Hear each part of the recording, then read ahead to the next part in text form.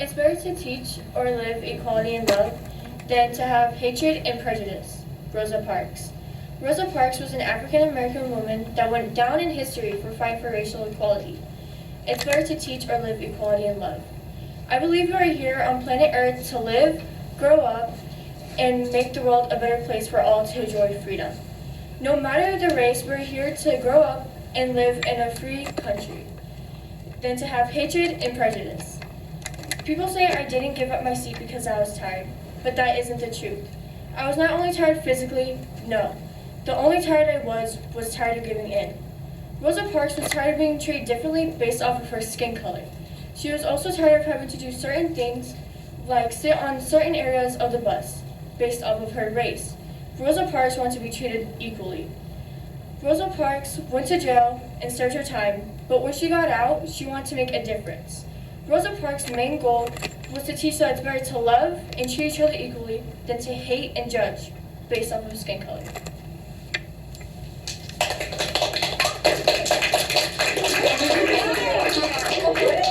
A speech by Susan B. Anthony. In the 1800s, women didn't have the right to vote.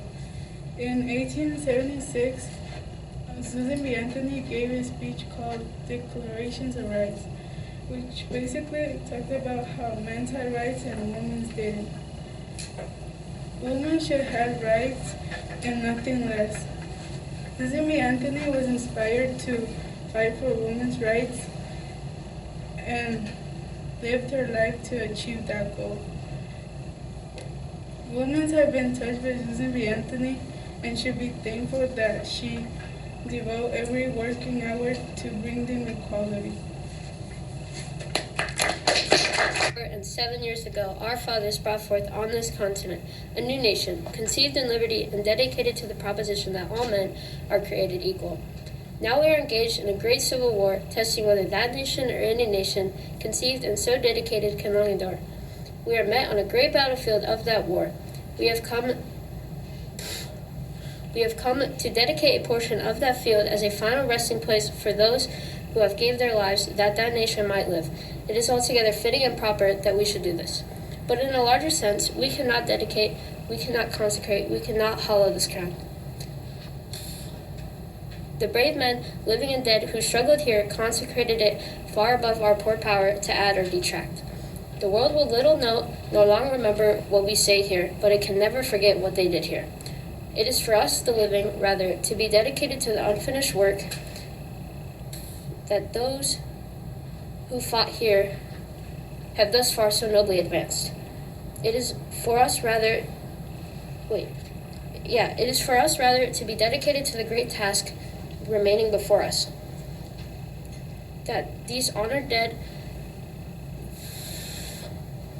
have not died in vain. We take increased devotion that they give their full measure of devotion that this nation under God has a new birth of freedom, and that government of the people, by the people, for the people shall not perish from the earth. Good morning, everyone. My name is Alexandria Scott, and I would like to start off with some colors. Sex, life, healing, nature, sunlight, magical art, harmony, and spirit. Though you may not think they're colors, they are. And they're one of the most powerful throughout a certain community.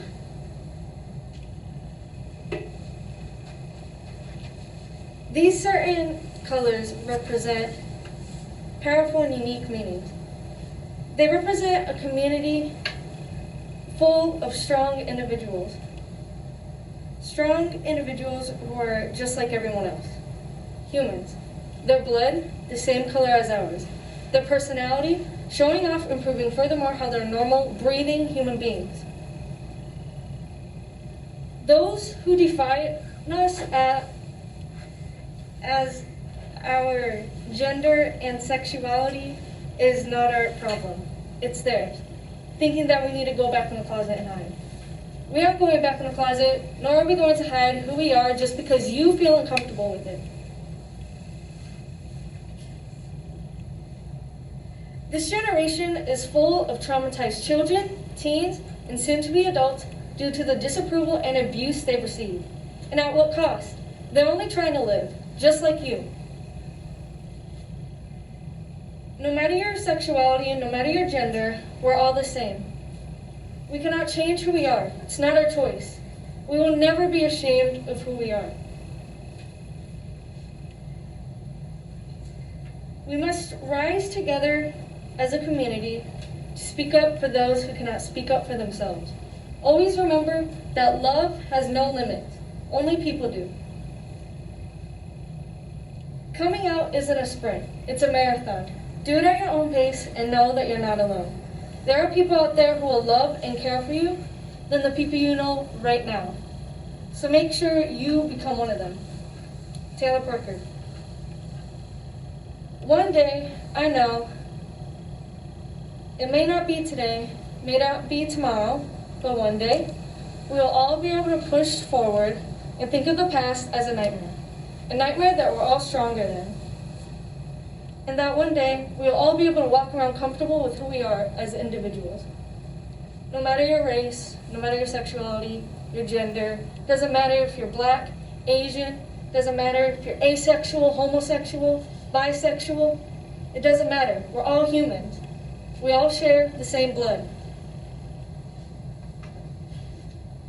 And not just as the LGBTQ plus community, but as a society, we'll all be able to come together with loving and accepting open arms towards those who breathe, towards those who cherish life, and towards those who love, and that we will all be able to come in peace and harmony as a humane society. Because that's all that matters, and we're all human. Harriet Tubman is most known for freeing enslaved people. But what some people don't know is that she helped bring the American Civil War. She served as an armed scout, spy for the Union Army, nurse, and a cook.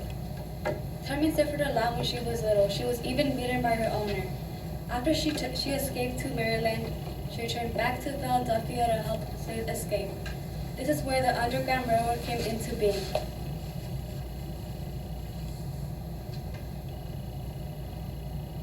Tubman helped over 70 slaves escape, including family and friends. Tubman claims she never lost a passenger. After the Fugitive Slave Act of 1850 passed, she helped fugitives to Canada to help them find jobs. Then she met John Brown and helped him plan and recruit supporters for his 1859 raid. Then, after the Civil War, she guided her own raid and freed over 700 slaves. Sadly, at age 91, she got really ill and passed away. If it weren't for Harriet Tubman's braveness, most likely people wouldn't think twice about slavery and women's rights today.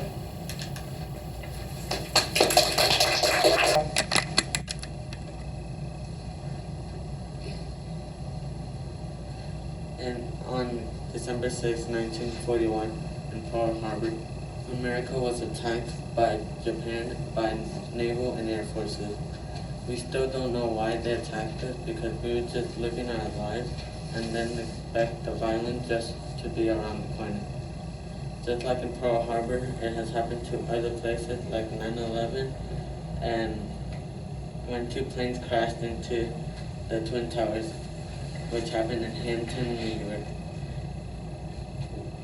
One reason they were successful is because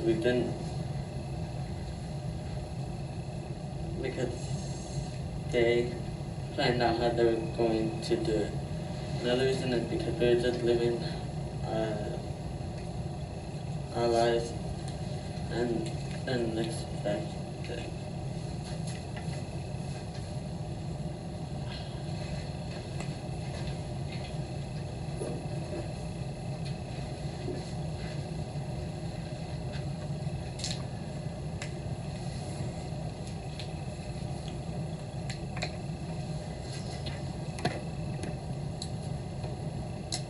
Also, the day after, the President of the United States, Franklin D. Roosevelt, gave a speech and said the Japan also launched an attack on mainland.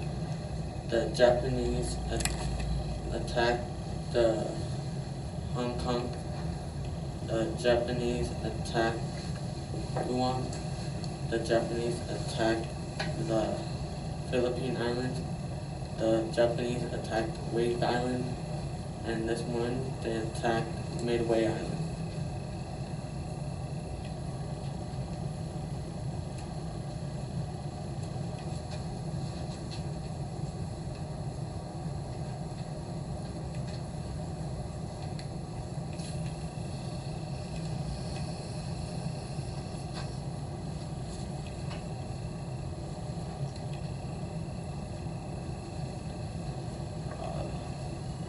Also, he said that I ensure that the Congress of people that we will be protected from this till the next time this happens. We will be ready.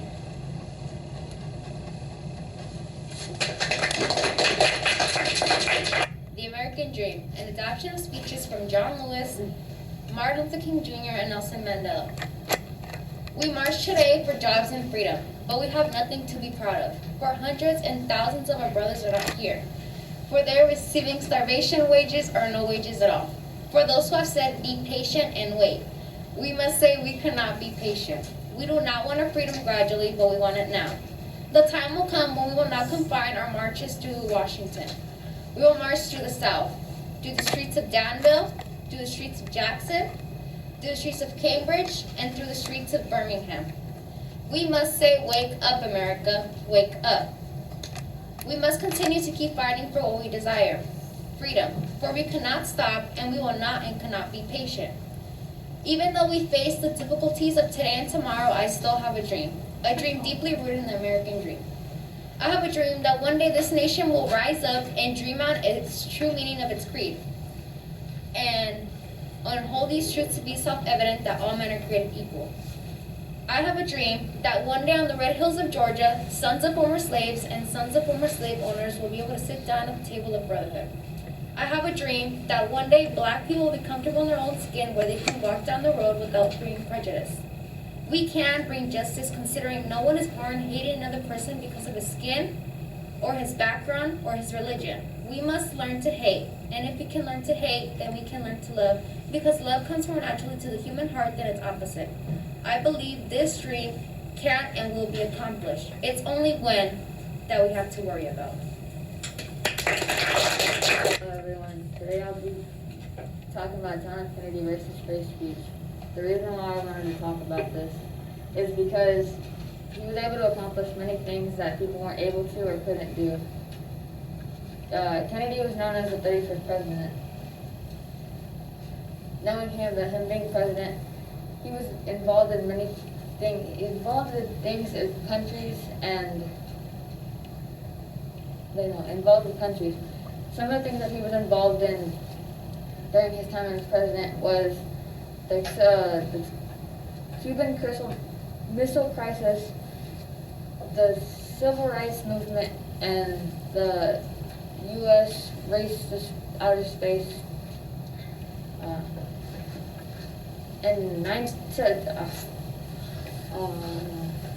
September 12, 1962, a year before Kennedy was assassinated, a Russian person became the first to orbit space. In 1969, Americans succeeded in being the first to walk on the moon.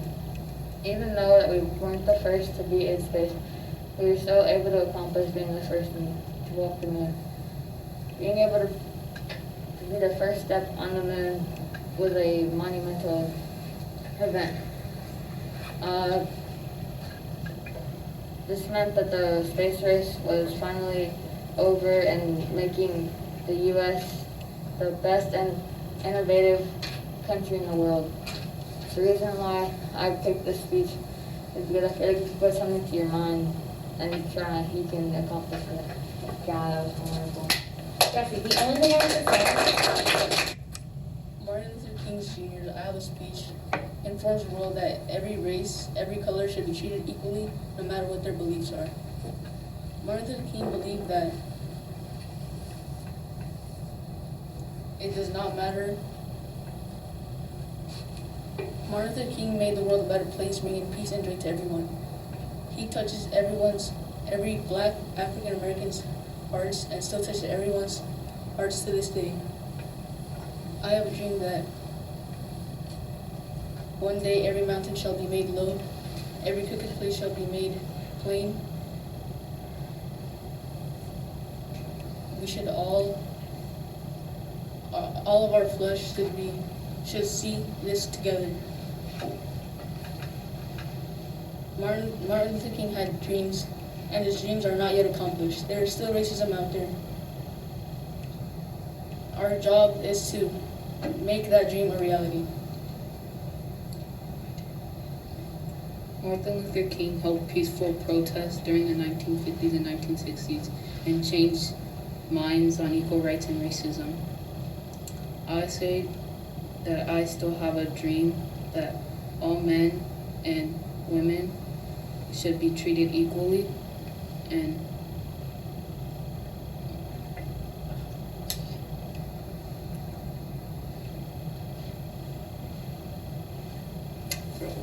You're okay, they can edit this part out. alright. Find it and just start wherever. They'll cut Can I it go look out. at my paper? 2 seconds, run. Oh my gosh. Is it in your hoodie pocket? Oh, it's right here.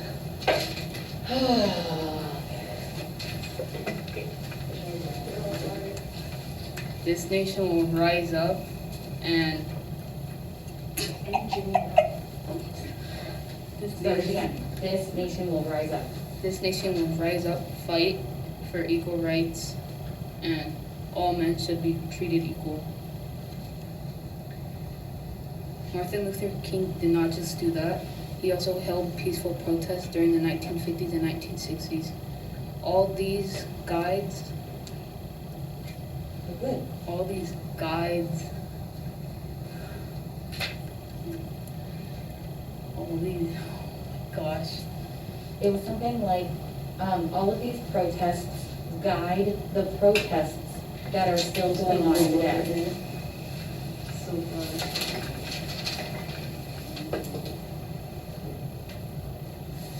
Put it on Alexis's desk. Okay, wait.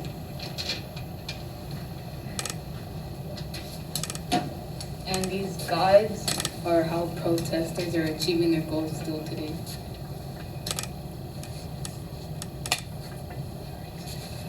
Okay, never mind.